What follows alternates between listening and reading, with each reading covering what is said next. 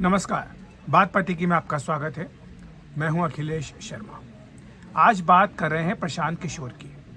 चुनावी रणनीतिकार प्रशांत किशोर जो अब राजनीति के मैदान में खुलकर उतर आए हैं, अपनी खुद की पार्टी जन स्वराज पार्टी बनाकर बिहार में अब राजनीति भी कर रहे हैं।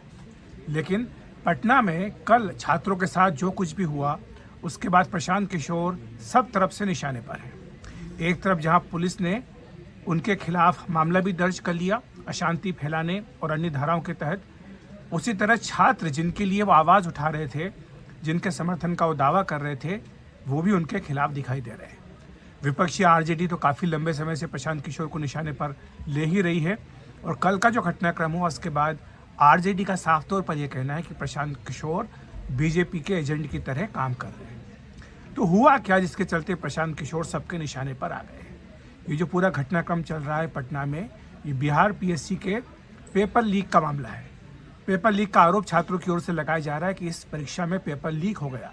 छात्र मांग कर रहे हैं कि इस परीक्षा का जो पेपर लीक हुआ है, इसकी परीक्षा दोबारा कराई जाए और ये आंदोलन काफ़ी लंबे समय से चल रहा था। प्रशांत किशोर ने इस आंदोलन को अपना समर्थन दिया, गांधी मैदान पर छात्रों के जुटान की बात की, उनका आह्वान किया।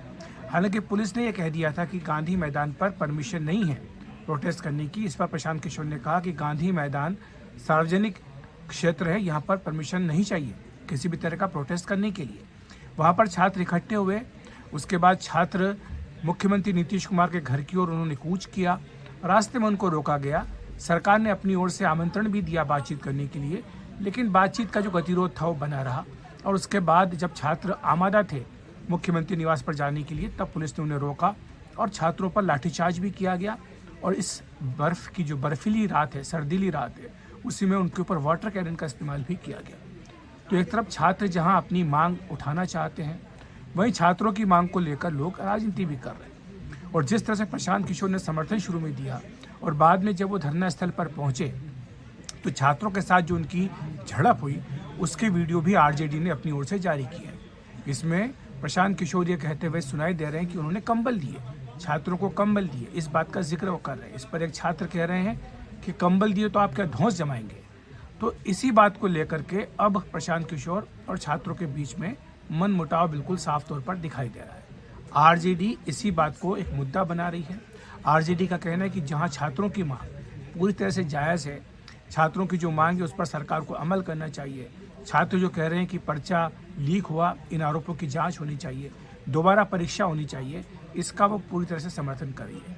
लेकिन जिस तरह से प्रशांत किशोर ने इसको पूरा हाईजेक किया, उसके बाद आरजेडी को भी लगता है कि शायद विपक्ष का जो स्पेस है वो कहीं प्रशांत किशोर को ना मिल जाए। इसलिए पूरी कोशिश ये कि प्रशांत किशोर को भी कटघरे में खड़ा किया जाए। और यही कारण है कि आरजेडी के निशाने पर प्रशांत किशोर भी है। उन्होंने साफ तौर पर यह पूछा कि प्रशांत किशोर आखिर किसके इशारे पर काम कर रहे हैं और छात्र क्या कारण है कि प्रशांत किशोर को पसंद नहीं कर रहे हैं, उनका विरोध कर रहे हैं और उनसे लगातार झड़प कर रहे हैं। तो ये एक ऐसा मुद्दा है जो लगता है कि आने वाले दिनों में भी चलता रहेगा। इस बीच प्रशांत किशोर की अगर हम बात करें तो उन्होंने अपनी जो नई पार्टी बिहार में शुरू की है, जन स्वराज पार्टी, ये महात्मा गांधी की जयंती पर 2 अक्टूबर को उन्होंने लॉन्च की। इससे पहले उन्होंने यात्रा निकाली राज्य के अलग अलग हिस्सों में और उन्होंने ये भी स्पष्ट कर दिया कि जो उनकी नई पार्टी है वो बिहार विधानसभा की सभी सीटों पर चुनाव लड़ेगी, जो कि अगले साल के अंत में होने जा रहे हैं। तो ये प्रशांत किशोर की एक राजनीति की शुरुआत है। वही प्रशांत किशोर जो अभी तक अलग अलग दलों को सलाह दिया करते थे कि चुनाव किस तरह से लड़ने चाहिए, रणनीति बनाया करते थे, सर्वे कराया करते थे, उनके सर्वे के हिसाब से उम्मीदवार तय हुआ करते थे, उसके हिसाब से मुद्दे तय हुआ करते थे, चुनाव में किसका पोस्टर लगेगा, किस नेता का फोटो लगना चाहिए, किसका नहीं लगना चाहिए, नारा क्या होना चाहिए, इन तमाम मुद्दों पर जो राय दिया करते थे, अब वो खुद राजनीति में उतर आए। हालांकि राजनीति की एक पारी वो पहले भी खेल चुके हैं, जब नीतीश कुमार के साथ वो गए थे, जेडीयू में शामिल हुए थे। लेकिन जो उनकी शर्तें होती हैं राजनीति में आने की, वो अमूमन दूसरी पार्टियों को पसंद नहीं आती। बीच में उनके कांग्रेस में आने की बात भी हुई थी और कांग्रेस को उन्होंने एक बड़ा सा पावर पॉइंट प्रेजेंटेशन बना करके भी दिया था। लेकिन जो शर्तें उन्होंने रख दी थी कांग्रेस में शामिल होने की, वो जाहिर सी बात है कि कांग्रेस के नेताओं को रास नहीं आई थी। वो अपने लिए केंद्रीय भूमिका चाहते थे, जबकि कांग्रेस में ये बिल्कुल स्पष्ट है कि हर भूमिका वहाँ पर गांधी नेहरू परिवार के सदस्यों पर ही होती है।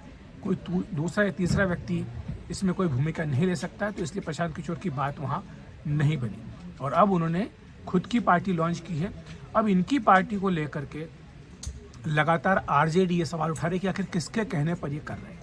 क्या ये चुनाव लड़कर एक तीसरी शक्ति बनकर जो बीजेपी जेडीयू के खिलाफ अगर गुस्सा है लोगों में, तो क्या उस गुस्से को डाइवर्ट करना चाहते हैं? क्या वो सत्ता विरोधी वोटों का बंटवारा चाहते हैं ताकि सीधा आरजेडी को फायदा इसका न मिले? ये एक सवाल आरजेडी की ओर से बार बार पूछा जा रहा है। लेकिन अभी हाल में जो 4 विधानसभा के उपचुनाव वहाँ पर बिहार में हुए, इन सभी 4 सीटों पर प्रशांत किशोर की पार्टी ने चुनाव लड़ा। लेकिन जब परिणाम आया तो एक सीट को छोड़कर बाकी 3 सीटों पर उनके उम्मीदवारों की जमानत भी जब्त हो गई। तो जो प्रदर्शन था, उनका जो शुरुआत थी, वो किसी भी तरह से संतोषजनक नहीं कही जा सकती है, बल्कि माना जाएगा कि वो निराशाजनक प्रदर्शन था। हालांकि बाद में प्रशांत किशोर ने कहा कि इसका कारण ये है कि उनकी पार्टी अभी शुरू हुई है, चुनाव चिन्ह भी जो है वो हाल फिलहाल में मिलता हुआ दिखाई दिया। और उन्होंने ये भी कहा कि उससे पहले इन इलाकों में यात्रा उनकी निकली थी और 10% से अधिक वोट उनको मिला है। तो ये अपने आप में एक बड़ी बात है कि कोई नई पार्टी जो बिल्कुल कुछ दिनों पहले ही शुरू हो, उसको एक अच्छी उपस्थिति दर्ज कराने का मौका बिहार में मिला हो। तो जाहिर सी बात है कि अभी तो प्रशांत किशोर की राजनीति की शुरुआत हुई है और सड़कों पे उतरे बिना, संघर्ष किए बिना राजनीति में सफलता नहीं मिलती है, ये बात भी वो जानते हैं। यही कारण है कि छात्रों का ये जो आंदोलन है, इसमें वो कंधे से कंधा मिलाकर खड़े होना चाहते हैं, साथ दिखाई भी देना चाहते हैं। लेकिन उनकी उपस्थिति और उनके व्यवहार को लेकर के ही शुरुआत में जिस तरह के प्रश्न चिन्ह लगने लगे हैं, जाहिर सी बात है कि उन्हें इसका जवाब देना होगा। और अभी उन्हें एक लंबा रास्ता तय करना है।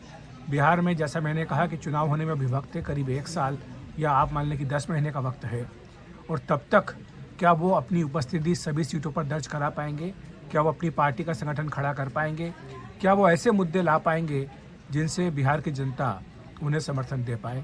इन सारे सवालों का जवाब अभी हमें इंतज़ार करना होगा, उसके बाद ही मिल पाएगा। तो बात प्रतिकी में इतना ही। नमस्कार।